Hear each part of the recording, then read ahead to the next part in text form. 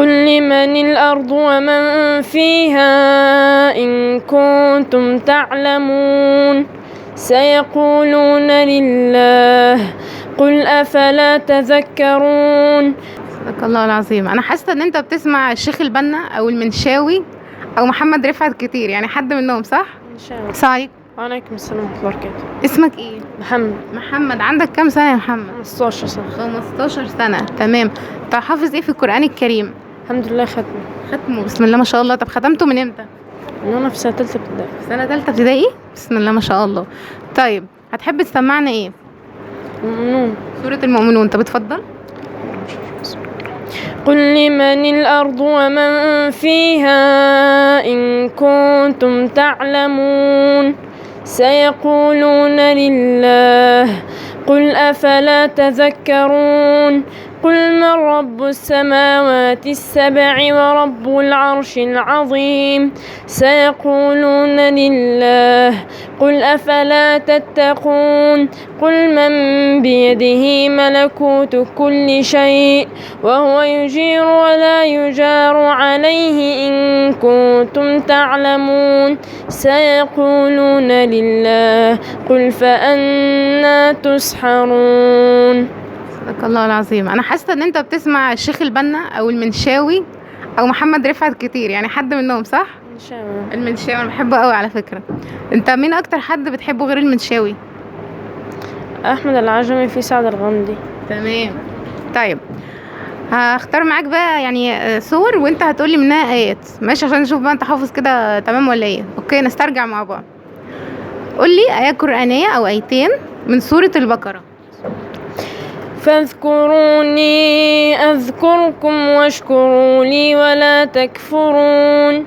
يا أيها الذين آمنوا استعينوا بالصبر والصلاة إن الله مع الصابرين. ولا تقولوا لمن يقتل في سبيل الله أمواتا بل أحياء ولكن لا تشعرون.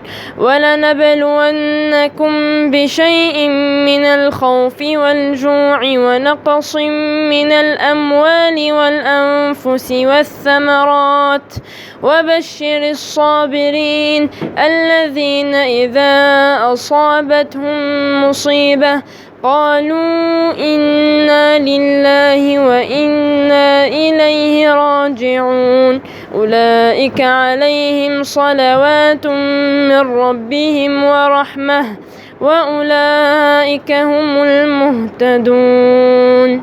صدق الله العظيم. طيب أنا هقولك آية قرآنية، تمام، وهتكملها، ماشي؟ بسم الله الرحمن الرحيم. وإن كادوا ليستفزونك من الأرض ليخرجوك منها وإن كادوا ليستفزونك من الأرض ليخرجوك منها وإذا لا يلبثون خلافك إلا قليلا سنة من قد أرسلنا قبلك من رسلنا ولا تجد لسنتنا تحويلا. أقم الصلاة لدلوك الشمس إلى غسق الليل وقرآن الفجر إن قرآن الفجر كان مشهودا ومن الليل فتهجد به نافلة لك عسى أن يبعثك ربك مقاما محمودا. وقل رب أدخلني مدخل صدق وأخرجني مخرج صدق واجعل لي من لدنك سلطانا نصيرا. وقل جاء الحق وزهق الباطل إن الباطل كان زهوقا. وننزل من القرآن ما هو شفاء ورحمة للمؤمنين ولا يزيد الظالمين إلا خسارا. صدق الله العظيم. طيب هتقول لنا حاجة آية قرآنية من سورة يوسف. بسم الله الرحمن الرحيم.